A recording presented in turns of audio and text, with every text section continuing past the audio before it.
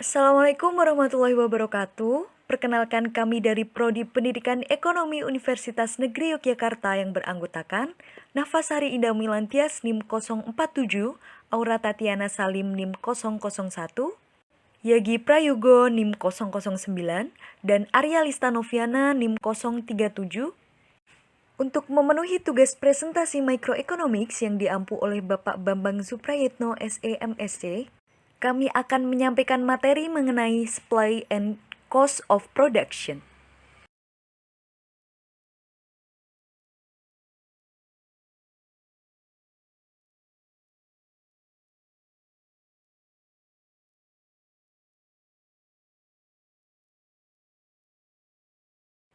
Pokok bahasan yang akan kita pelajari ada 4 poin. Yang pertama ada explicit versus implicit cost. Yang kedua economic profit versus accounting profit. Yang ketiga diminishing marginal returns. Dan yang keempat planning curve. Cost of production atau biasa disebut dengan biaya produksi. Menurut Bustami dan Nurlela, biaya adalah pengorbanan sumber ekonomis yang diukur dalam satuan uang yang telah terjadi atau kemungkinan akan terjadi untuk mencapai tujuan tertentu. Biaya produksi sendiri merupakan biaya yang berkaitan dengan pembuatan barang dan penyediaan jasa menurut Hansen dan Moen. Berdasarkan sifatnya, biaya dibagi menjadi 3, yaitu ada biaya tetap, biaya variabel, dan biaya total. Biaya tetap sendiri merupakan biaya yang jumlah totalnya tidak terpengaruh oleh volume kegiatan dalam kisaran volume tertentu. Sedangkan biaya variabel adalah biaya yang jumlah totalnya berubah proporsional dengan perubahan volume kegiatan atau produksi, tetapi jumlah per unitnya tidak berubah. Sedangkan biaya total adalah penjumlahan biaya tetap dan biaya variabel dalam proses produksi. Berdasarkan realitasnya, biaya dibagi menjadi 2. Yang pertama yaitu ada explicit cost atau biaya eksplisit, dan yang kedua yaitu ada implicit cost atau biaya implisit. Biaya eksplisit adalah biaya yang harus dikeluarkan oleh perusahaan untuk mendapatkan atau menghasilkan sesuatu, atau dapat juga didefinisikan sebagai biaya nyata yang harus dibayar kepada pihak lain selama menjalankan bisnis. Biaya-biaya ini berkaitan dengan faktor-faktor produksi yang berdampak langsung terhadap profitabilitasnya. Biaya eksplisit ini pada umumnya adalah biaya kontraktual atau biaya pasti liputi biaya tenaga kerja, biaya bahan mentah dan bahan penolong, biaya persediaan, biaya sewa, biaya utilitas berupa biaya air, listrik, ada biaya hipotek, biaya iklan, serta biaya-biaya mengenai peralatan produksi dan mesin produksi. Atau, dengan kata lain, semua pengeluaran uang tunai dari aliran kas keluar yang dicatat dalam pembukuan atau laporan keuangan perusahaan dapat disebut dengan biaya eksplisit. Biaya eksplisit juga dapat bersifat variasi ataupun tetap, tergantung pada bagaimana biaya ini berubah pada saat perusahaan meningkatkan outputnya. Biaya tetap tidak berubah ketika perusahaan meningkatkan produksi, sedangkan biaya variabel dapat berfluktuasi seiring dengan peningkatan output perusahaan. Contoh dari biaya eksplisit, semisal sebuah perusahaan membeli mesin senilai 50 juta, maka jumlah uang yang dibayarkan tersebut adalah biaya aktual atau biaya eksplisit. Biaya eksplisit atau biaya yang nyata ini melibatkan pembayaran moneter secara langsung dan dibayarkan kepada pihak eksternal untuk menjaga agar operasi bisnis internal tetap berjalan. Contoh lainnya itu seperti perusahaan membayar upah kerja karyawannya untuk melakukan kegiatan produksinya. Lalu yang kedua yaitu ada biaya implisit atau implicit cost, merupakan biaya peluang dalam menggunakan sumber daya internal perusahaan yang tidak ditampilkan dalam laporan keuangan, atau biasanya dilaporkan sebagai biaya terpisah. Biaya peluang ini muncul ketika perusahaan menggunakan sumber daya internalnya untuk suatu proyek atau suatu kegiatan operasi tanpa kompensasi eksplisit untuk pemanfaatan sumber daya tersebut. Biaya ini umumnya sulit untuk dihitung karena tidak ada pertukaran fisik atau transaksi yang terkait langsung dengannya.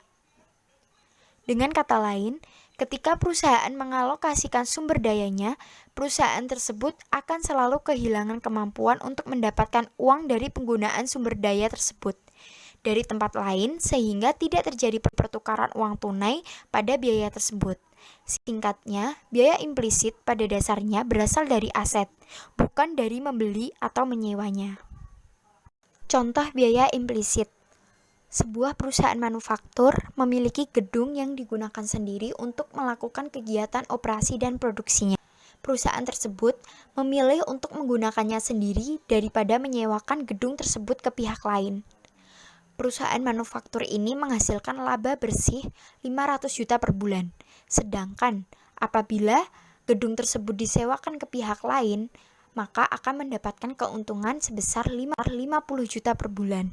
Keuntungan ekonomi aktual dari perusahaan manufaktur tersebut adalah 500 juta dikurangi 50 juta, sehingga menghasilkan keuntungan sebesar 450 juta per bulan. Karena perusahaan manufaktur ini menggunakan sumber daya sendiri, yaitu berupa gedung, maka perusahaan tidak memperoleh pendapatan dari aset dan tidak dapat melaporkannya sebagai biaya eksplisit apapun untuk menggunakan gedung karena digunakan untuk operasinya sendiri. Oleh karena itu, perusahaan harus rela untuk kehilangan potensi pendapatannya sebesar 50 juta tersebut. Inilah yang disebut dengan biaya implisit. Profit. Profit is the financial gains, especially the difference between the amount earned and the amount spent in buying, operating, or producing something. Or in bahasa, keuntungan adalah laba secara finansial, terutama selisih antara jumlah yang diperoleh dan jumlah yang dihabiskan untuk membeli, mengoperasikan, dan memproduksi sesuatu. Jadi secara sederhananya, laba adalah selisih antara pendapatan dan biaya produksi. The kind of profit. The first, economic profit consists of the revenue minus by implicit and explicit costs. Or in bahasa, laba ekonomi terdiri dari pendapatan dikurangi biaya implisit dan biaya eksplisit. Second, accounting profit is the total revenue of the company less total explicit costs. Or in bahasa, laba akuntansi adalah total pendapatan perusahaan dikurangi total biaya eksplisit. Baik, selanjutnya yaitu perbedaan antara economic profit dan accounting profit. Ya, jika diperoleh total pendapatan yaitu $1.000, pada economic profit hanya tertulis economic profitnya $300. Sedangkan di accounting profit ada $600. Kenapa bisa begitu? Ya, karena sesuai yang saya jelaskan di atas tadi, bahwa pada economic profit biaya implisit itu dihitung. Ya, sebelumnya sudah dijelaskan mengenai biaya implisit, yaitu biaya peluang. Jadi ketika ingin meraih sesuatu, tetapi harus ada biaya peluang. Ibaratnya ketika kita ingin bekerja di perusahaan A, tetapi kita juga ditawari di perusahaan B. Nah, ketika kita memilih perusahaan A, perusahaan B itu menjadi biaya peluang. Nah, di sini sama dengan economic profit. Jadi pada economic profit, walaupun pendapatan sama, tapi secara skema penghitungan itu akan lebih kecil dibanding dengan accounting profit. Ya, berbeda dengan accounting profit yang tidak menghitung biaya implisit. Oke, kita lanjut ke kegunaan economic profit dan accounting profit. Kita langsung ke economic profit. Economic profit is the method to determine a company's overall worth, or in bahasa, laba ekonomi adalah ukuran untuk menentukan kekayaan sebuah perusahaan. Kenapa bisa seperti itu? Kok bisa? Apakah ada contoh? Oke, kita langsung ambil contoh. Contohnya adalah Tono. Dia adalah karyawan dari perusahaan A yang mendapatkan gaji 6 juta per bulan, atau kita bisa asumsikan setahunnya 72 juta. Suatu hari, Tono memilih resign dari perusahaan A dan memilih mendirikan perusahaan sendiri yang ia anggap mampu menghasilkan laba bersih dalam setahunnya yaitu 80 juta. Walaupun 80 juta dari perusahaan Tono itu adalah laba bersih, akan tetapi pada penghitungan laba ekonomi itu tidak dihitung 80 juta. Akan tetapi 80 juta dikurangi biaya peluang. Biaya peluangnya adalah 72 juta, yaitu dari gaji perusahaan A yang Tono tinggalkan. Kenapa bisa seperti itu? Karena kita bisa bayangkan ketika Tono tidak mendirikan sebuah perusahaan, ia masih bekerja di perusahaan A, ia akan tetap mendapatkan gaji 72 juta. Berarti secara tidak langsung, selisih antara Tono bekerja di perusahaan A dan mendirikan perusahaan sendiri hanya 8 juta. Nah, itu yang dimaksudkan economic profit atau laba ekonomi. Karena pada skema penghitungan laba ekonomi, biaya peluang akan selalu dihitung untuk mengetahui kekayaan sebuah perusahaan. Selanjutnya, kegunaan accounting profit.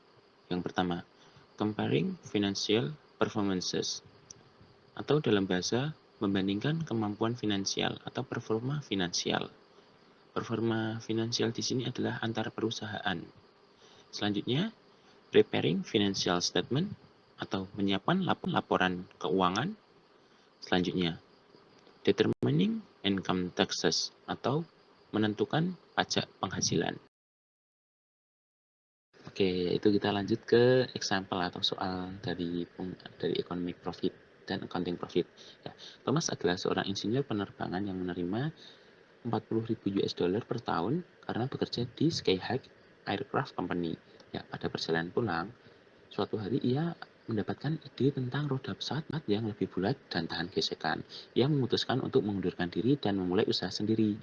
Untuk membeli mesin dan peralatan, dia menarik tabungan sebesar 20.000 US dollar dari bank dan mendapatkan bunga 1.000 US dollar per tahun. Ia memperkerjakan seorang asisten dengan gaji 21.000 US dollar dan memulai memproduksi roda di garasinya. Tempat tersebut biasanya disewakan kepada tetangga seharga 100 US dollar per bulan. Penerimaan total Thomas per tahun adalah 95.000 US dollar. Oke, untuk soalnya. Ya, kita langsung ke jawabannya. Oke, kita bisa lihat dari penerimaan total. Dari penerimaan total tadi diperoleh 95.000 US dollar. Nah, itu dikurangi biaya eksplisit terlebih dahulu. Biaya eksplisit tadi yang kita akrab dengan sebutan biaya produksi gitu ya. Yang pertama dari gaji asisten. Tadi sudah jelas kan. Kalau belum jelas bisa lihat videonya sambil lihat PPT. Oke. Untuk gaji asisten yaitu 21.000 US dollar dan untuk bahan dan peralatan 20.000 US dollar. Oke. Nah, kalau laba akuntansi dari 95.000 US dollar dikurangi tadi biaya eksplisit sudah ketemu laba akuntansi yaitu 54 US dollar. Nah, 54.000 US dollar tadi itu sebenarnya udah laba bersih kan, kita tahu kan. Nah, kalau dalam ekonomi profit kita lanjut ke bawahnya. Kenapa kok lanjut ke bawahnya? Karena ketika ia mendirikan perusahaan, Thomas mendirikan perusahaan tadi, ia meninggalkan sebuah pekerjaan. Oke. Kita lanjut ke biaya peluangnya. Oke, gaji Thomas yang hilang yaitu 40.000 US dollar. Oke, terus biaya tabungan yang hilang 1.000 dolar. Terus sewa garasi yang hilang. Wah, ini kok jadi 1.200 padahal tadi 100 ya. Karena ini hitungannya per tahun. Kalau tadi kan 100 US dollar kan per bulan. Jadi kalau dibikin setahun kan jadi 1.200 US dollar. Nah, untuk laba ekonominya yaitu 11.800 US dollar. Nah, mungkin bisa dipahami kalau untuk materi perbedaan antara economic profit dan accounting profit. Cukup sekian. The Law of Diminishing Marginal Returns atau hukum hasil lebih yang semakin menurun, yaitu apabila salah satu input ditambah penggunaannya sedang input lainnya tetap, mula-mula tambahan outputnya akan mengalami peningkatan. Namun, saat salah satu input tersebut terus ditambahkan hingga titik tertentu, maka tambahan output atau marginal product yang dihasilkan akan mengalami penurunan. Teori Law of Diminishing Return ini dicetuskan oleh David Ricardo yang menyatakan, jika kita menambah terus-menerus salah satu unit produk dalam jumlah yang sama sedangkan input yang lain tetap, maka mula-mula akan terjadi tambahan output yang lebih dari proporsional atau increasing returns. Tapi pada titik tertentu hasil lebih yang kita akan peroleh akan semakin berkurang atau diminishing return. Contoh aplikasi dari diminishing marginal return adalah pada suatu perusahaan awalnya mempunyai 1 karyawan yang mampu menghasilkan 20 produk. Kemudian ketika menambah 1 karyawan lagi sehingga berjumlah 2 karyawan, mampu menghasilkan 50 produk. Artinya, penambahan 1 karyawan ini mampu menghasilkan penambahan produksi atau marginal product sebesar 30 produk. Saat pemilik menambah 1 karyawan lagi hingga terdapat 3 karyawan, total produknya bertambah menjadi 75 produk, namun marginal produknya justru menurun yang tadinya 30 menjadi 25 saja. Ketika perusahaan terus menambah karyawannya justru penambahan produk atau marginal produknya malah menurun, nah penurunan inilah yang dinamakan Law of Diminishing Marginal Return.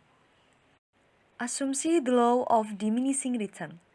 Yang pertama, salah satu faktor produksi, misalnya tanah pada pertanian atau mesin pada industri, harus tetap sehingga perbandingannya saja yang berubah. Yang kedua, teknik produksi yang diterapkan dalam proses produksi tetap.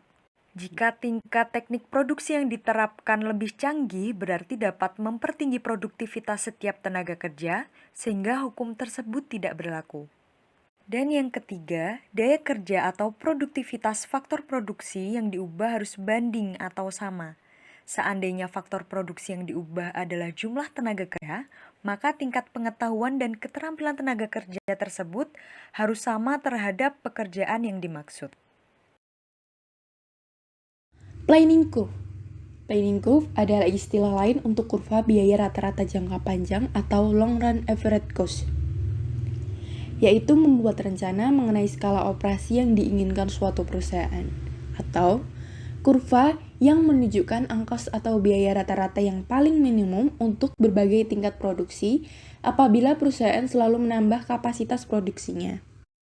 Long run average cost curve dibentuk dari kumpulan average cost yang banyak sekali, maka bentuknya akan menyerupai huruf U. Pada contoh kurva yang pertama ini, di sini perusahaan memiliki short run average cost yang berbeda-beda yang menggambarkan beberapa tingkat produksi.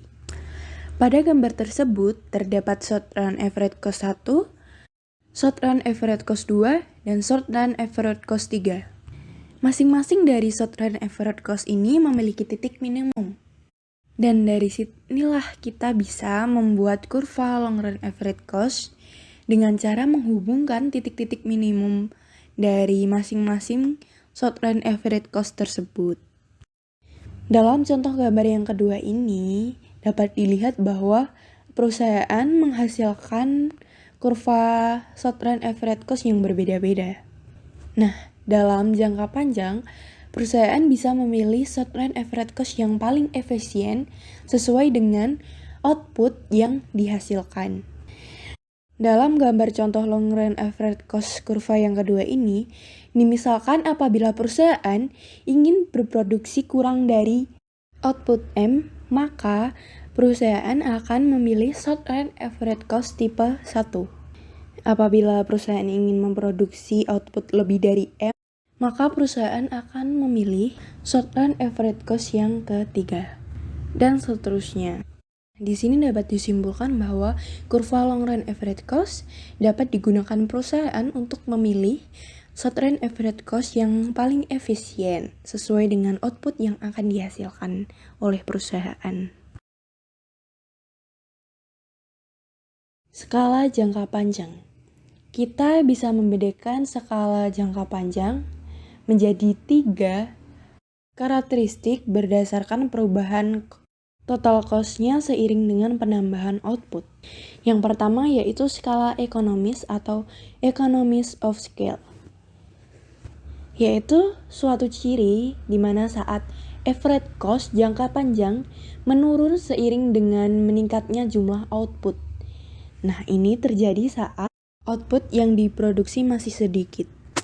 Yang kedua adalah skala hasil tetap atau constant returns of scale, yaitu suatu ciri di mana output yang dihasilkan meningkat, tetapi average cost jangka panjang yang digunakan tidak berubah. Kemudian yang ketiga adalah skala diseconomies atau diseconomies of scales, yaitu suatu ciri di mana average cost jangka panjang meningkat seiring dengan meningkatnya jumlah output. Pada gambar ini dapat dilihat bahwa skala economics terjadi pada average cost jangka pendek dengan pabrik kecil. Pabrik kecil yang dimaksud di sini adalah saat output yang diproduksi masih sedikit.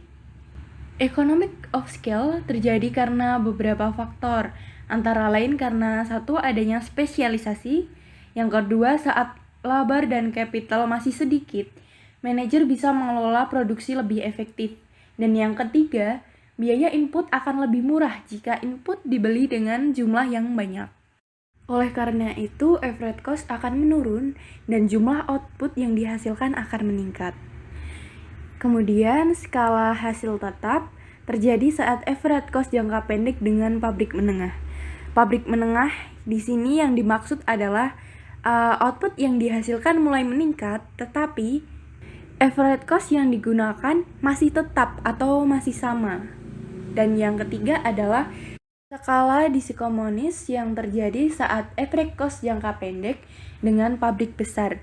Pabrik besar di sini yang dimaksud adalah output yang dihasilkan bisa dibilang banyak. Saat output sudah banyak, nah disinilah terjadi diseconomies of scale karena beberapa faktor. Antara lain, pertama, pekerja tidak bisa bekerja efektif karena terbatasnya space dan mesin. Kemudian manajemen menjadi kompleks dan tidak efisien. Dan yang terakhir, diskon atas harga input yang sudah tidak bisa lagi menambah. Hal inilah yang akan menyebabkan average cost juga ikut naik seiring dengan pertambahan output yang dihasilkan. Sekian atas presentasi dari kelompok 7. Banyak salah, mohon maaf. Wabillahi taufiq wal hidayah. Wassalamualaikum warahmatullahi wabarakatuh.